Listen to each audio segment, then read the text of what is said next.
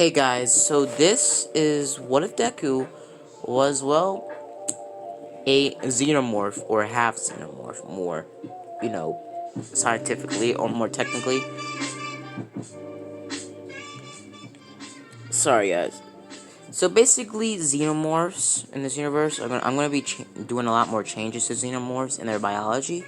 But for now, let's say in this universe, uh, the space travel was very similar to the space travel in the Alien canon. Basically, after 20 years, after 29 years of quirks appearing into the world, humans were able to pretty much discover space travel. And then they started, traveling through space, eventually coming across xenomorphs. In this universe, xenomorphs had their own planet called Planet X. Basically, it's a planet that no other life forms visit unless they try to do a ritual like predators. Now, basically, predators and aliens do still have the same thing, but in this universe, aliens are going to be a little bit more intelligent, but as intelligent as a 10-year-old. Basically, they're not as intelligent as a grown adult or a 13-year-old or a teenager, but they are intelligent enough to figure out how to beat a opponent by past events. And xenomorphs in this universe have a perfect memory, and I mean a perfect memory. They will literally hold a grudge until the day they die. So basically, xenomorphs are very grudgy. Xenomorphs in this universe also do sexually reproduce, not through eggs, but through, you know. Basically, xenomorphs can change their ginger. Change their, what was it? Their ginger by, focusing hard. But it takes a span of about 3 days for them to change their gender completely. Basically, male xenomorphs and female xenomorphs are very switched around. So when a xenomorph is born a male or a female, they either stay that form or they either adapt to become a female so they can reproduce and, they can start their species up again. And basically, xenomorphs still have the same abilities, and I'm pretty sure xenomorphs use echolocation to, you know, go through or walk or something like that. Also, xenomorphs have acid blood, and I'm pretty sure xenomorphs have a slight regeneration ability. Xenomorphs also have claws. They're incredible sharp tail that they can use as like an arm or like a leg. They also have the ability to sorry guys for showing you the Pred Alien. That wasn't what I was going for. Basically, um, in retrospect, aliens will be a little bit more different than in canon. Basically, they have the same planet, like I explained. They have the same abilities, but they also have a regeneration ability, able to regrow limbs and all the other stuff. But it takes a pretty long time for them to regrow a limb or heal from a cut. About 3 days for it's about like uh, a a month or a couple weeks for a xenomorph to regrow an arm or a leg. For the tail, it takes a couple, like 3 days or something. And basically, half of the time, xenomorphs could technically survive from a decapitation, but it would take a really long time for them to regrow their body. Basically, the biggest part of a xenomorph regrows a body part. So, if a xenomorph got his head cut off, that xenomorph body would regenerate, but the xenomorph would pretty much forget everything about its life and pretty much everything about its functions, and basically become a lifeless corpse that can't move. So yeah, it would basically be killing a xenomorph. So xenomorph can still die from, decapitation or being burned alive. Basically, xenomorphs also have incredible speed and stamina, and they also are, obviously stronger than humans, able to pick up humans with, ease and kick them through walls, stuff like that. Xenomorphs can also climb through walls and ceilings, climb on walls and ceilings, and xenomorphs do know about their acid blood, because they do have the IQ as a 10-year-old, and that's a little bit higher than their original IQ. Now, xenomorphs have a long-running war with, predators. Now, basically, xenomorphs basically do, go in packs, kind of like how wolves do, but most xenomorphs stay together, like in a 2 group or a 3 group as a, mother, father, and child. Yeah. So basically, basically Deku will be coming into this world a little bit later, but it's going to be 4 expeditionists that get to Planet X basically about, still 39 years after space travel's, you know, invented. They go there and they basically land on Planet X. They see that the climate is very dark and it's acid and pretty much shards of what they can describe as ash always falling down from the pretty much, planet. Now, the planet from afar, like from, space, it basically looks like Earth, but the waters are green and the Earth is completely black. The Earth is black dirt and everything. They also have trees that are pitch black with a little bit of crystal light on them, like a little bit of green crystals in them, so like that. Basically, they're surprised what they live off of, and surprisingly, they live off the green toxic water. Basically, the toxic is also toxic air on this planet that they can't breathe. Basically, these 4 expeditionists are comprised of a couple people with pretty strong quirks. Basically, since quirks are invented, a lot of the xenomorph problems don't really happen, and they do and androids aren't really a thing. They do still exist, but guys, should I make somebody in class 1A an android or something, or make somebody android in My Hero Academia? Because I don't know if I should not or should I. So yeah, so basically, should I introduce Harry or what you call it? What was it? It was somebody else. Harry, um, uh, Charles, I think it was. I don't know his name. It was the android from Prometheus. So yeah, so basically, um, the Prometheus thing doesn't happen until maybe about 20 years after My Hero Academia season 6. So yeah, so basically, the whole entire Xenomorph thing is a pretty big thing. Now, the expeditionists are comprised of Deku's canon father, but not Deku's biological father in this What If. Basically, Deku's father is going to be a little bit different. Now, he still has fire breath, but he can also shoot fire from his hands. Now, their suits are made out of a very durable, fabric, kind of similar to the Fantastic suits. Basically, they have a force field around the collar so they can, breathe normally and not be restricted from neck movement. So basically, you can still see their faces, they just have force fields around their face for them to breathe. Because the technology is super advanced in this universe.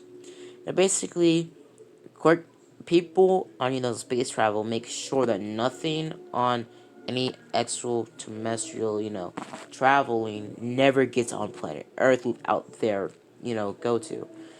Now basically, um, xenomorphs you know are packed up together. Basically, they get to a certain temple where they see a pretty much a portrait of aliens fighting predators. Basically, they walk into the temple, seeing ancient arts and ancient things basically on the walls. Now, basically, they see these creatures looking like xenomorphs and predators fighting to the death, and pretty much wars happening. The ancient writing, they can't find out what it was or says, but it does say that aliens and predators have been fighting about 5,000 years ever since the first year of their planet existing. Predators thought they could take over this planet and use it as a dock, but the aliens didn't take that lightly and fought back, becoming a very pretty much dangerous race and a arch enemy of the predator race.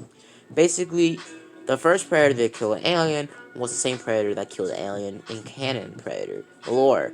Basically, every year a group of predators are sent to this world, or every century, or every what you call it, celestial, spin or something. I don't know. They go down to this planet and they kill about 5 or 10 aliens to earn themselves as adults. Kind of like the same thing with Predator versus Alien. Now, basically, what you call it? Basically, aliens see the expeditionists in the temple and basically pounce on them. They get away using their quirks and taking them out using some of their weapons as well and get out of there. But not without taking a sample of alien DNA, cutting off one of their legs and their tail, and taking a little bit of bone marrow from their tail, and also one of them cutting off one of the other xenomorph's head. They get them out of there without getting acid blood on them, surprisingly, and get it on the ship. They did scan it for any radioactive, and they just scanned it because it had acid blood. And they did put two and two together because everything on this planet was acid proof. Like literally everything on this planet was acid proof, except the other creatures. So yeah, other creatures other than xenomorphs. Now basically, they get on their ship, they blast off without letting any xenomorphs follow them, and they're successful. They bring some xenomorph DNA with them, and they blast off and land on Earth. They bring the xenomorph DNA, and they start working on it. About the same year when Deku was born in canon, the same year where pretty much the discovery of xenomorph DNA is merged with human DNA. They have pretty much perfected, pretty much what's it called, artificial birth or artificial, you know, creating DNA in life without a womb or like a woman to give birth. Basically, they merged the DNA with the aliens, but also the DNA of what was it? The DNA of let's say, but the DNA of a pro hero that's not gonna be named, but you can name in the comments. So yeah, so basically the DNA of a predator, a alien or a xenomorph, and the DNA of an unnamed pro hero for now. And basically, they put two together and they merge them. It takes about 9 months, like normal birth would. It takes about an extra 4 months for the DNA of the xenomorph to fully transform and merge with the human DNA. Basically, it merges together and Deku was born about 2 months after his original birth in canon. Deku is basically born with human anatomy, but also a little bit of xenomorph anatomy as well. Basically, Deku has a xenomorph tail, black hair, pitch black skin like a xenomorph. Also has pitch black eyes. No, pitch black, like bright white eyes. He has normal eyes, but no pupils. So yeah, so basically, Deku also has very sharp teeth, like in this picture. Also has the extra tongue, the biting tongue that xenomorphs have. Deku also has claws, and also Deku has his fingernails, and his toenails, are sharp as well. Deku also has pretty much the same feet as a xenomorph, and Deku also has the ability to transform himself into a full xenomorph by will using his quirk side. Basically, what keeps Deku with his human anatomy, a little bit of his human anatomy, is from his, quirked human side. I'm sorry guys, it was a time gap. My phone died for some reason. Basically, Deku will be, able to transform into a xenomorph, like in this picture, by will, kind of like a transformation quirk. Deku will also be able to transform back into his human anatomy, I mean, God, subscribed. I don't know how to pronounce it. I just explained to you guys. So basically, Deku will be a xenomorph hybrid human. Deku will have all the abilities of a Xenomorph plus the ability to transform into a Xenomorph from his human anatomy. But also Deku will be able to basically what you call it? Deku will also be able to use echolocation, but also see like a human as well. Deku will also be able to see through any spectrum of light or any spectrum of sight, like using what you call it? Using X-ray vision. Also, Deku can use the same scene or sight that predators use, like seeing through the seeing heat signatures. Deku can also see code signatures and see pretty much any type of spectrum of sight imaginable.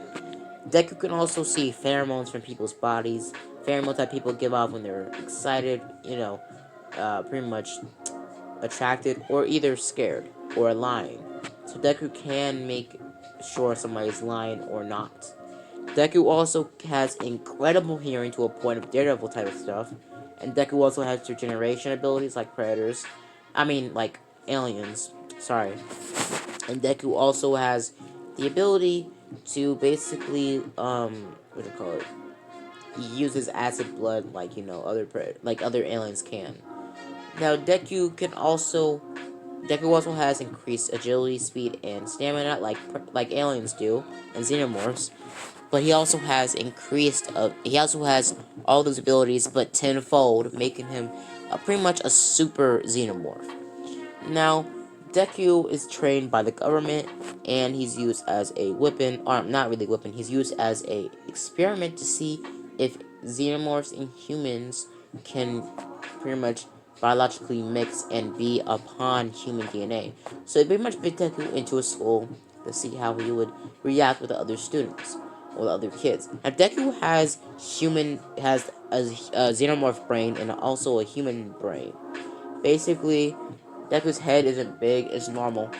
Basically, Deku walks into his, school, goes into class, and pretty much everybody's looking at Deku's, quirk, saying that he's really cool.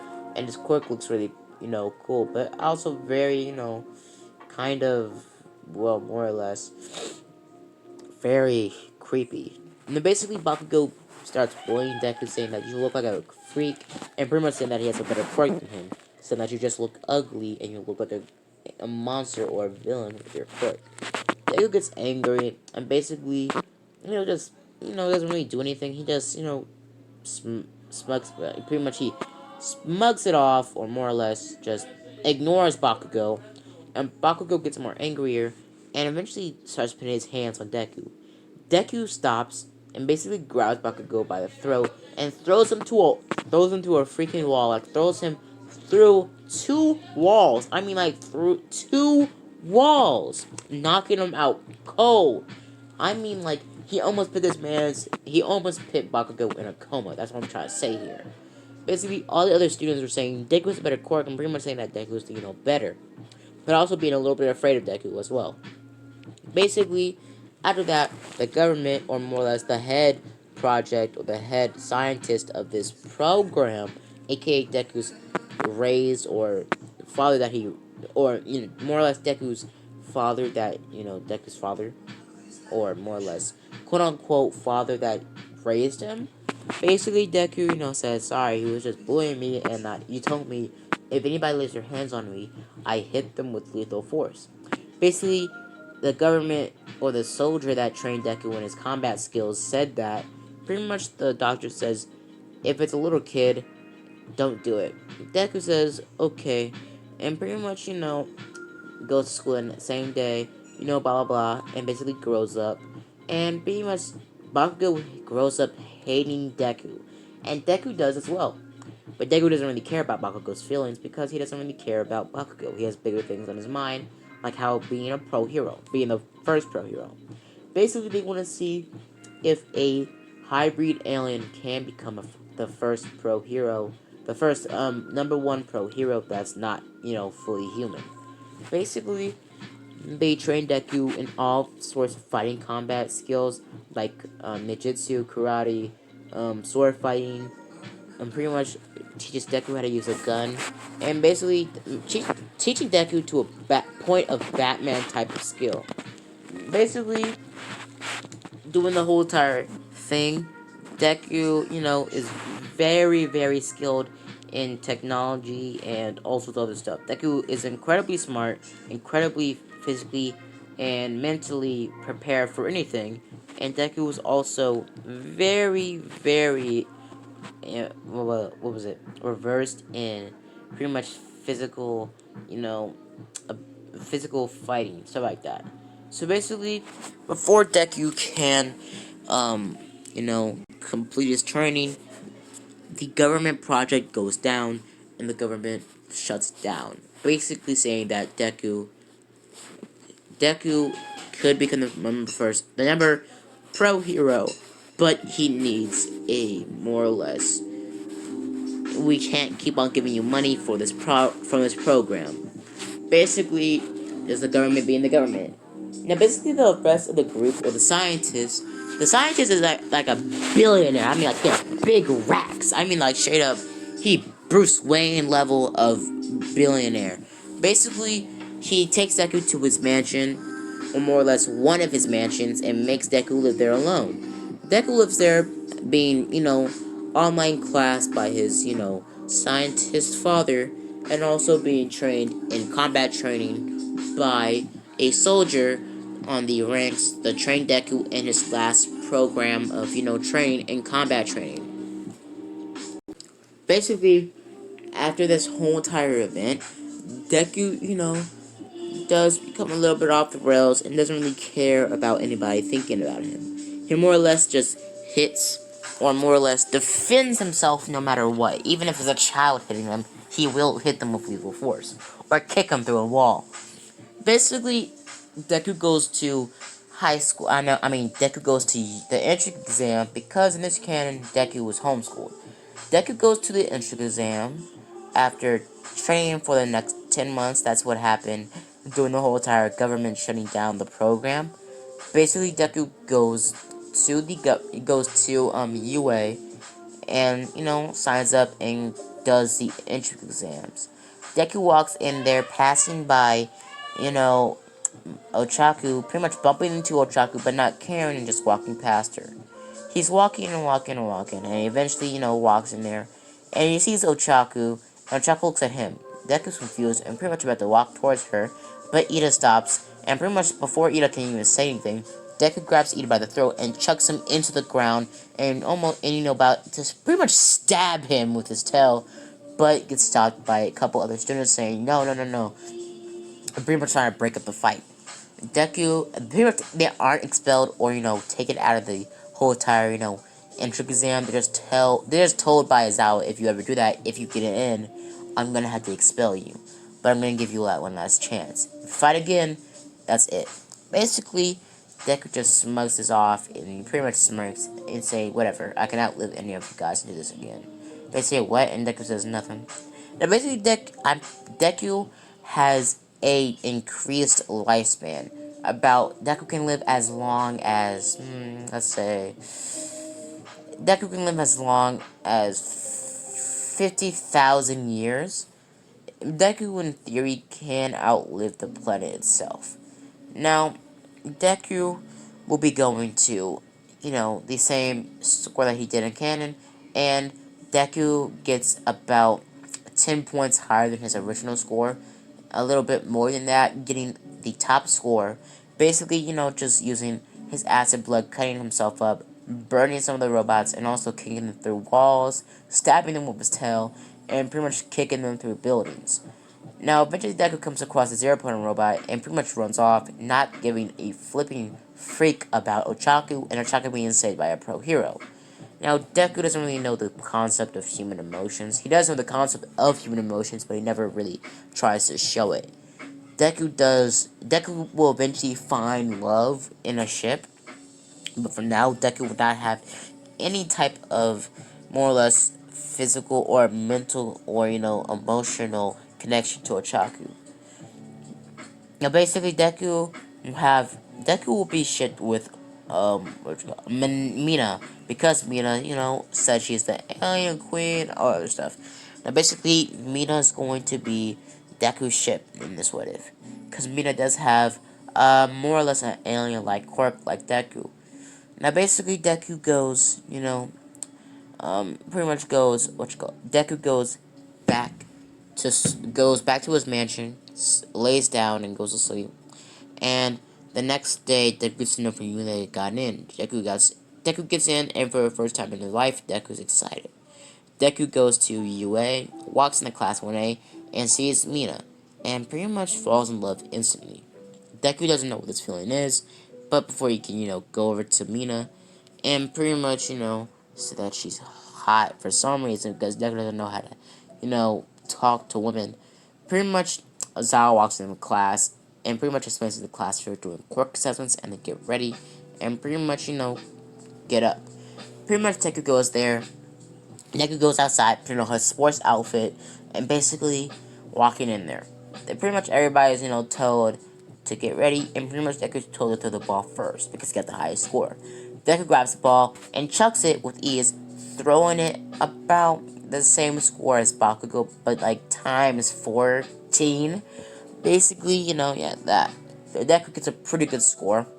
Altogether, the long jump Deku aces it, the race Deku aces it, passing by Ida easily for the grip test strength. Deku gets a perfect score, and basically altogether Deku gets first place because Deku is biologically perfect. Because Deku was never, Deku isn't out of shape in the slightest because he's been biologically and pretty much Deku's been biologically and been changed by his genes to be perfect. So Deku was basically born to be the perfect specimen. So yeah, so basically Deku goes back home and walks into his house. Deku sits down, going on his phone, scrolling through YouTube, Snapchat, TikTok, all sorts of other stuff, and pretty much eventually just stopping and falling asleep on his couch. Now, guys, I'm gonna leave it off here. So, guys, I hope you guys enjoyed the video. And I know this video was kind of short because like it was 12 minutes long, plus the intro. So yeah. So see you guys later. Bye. Deuces.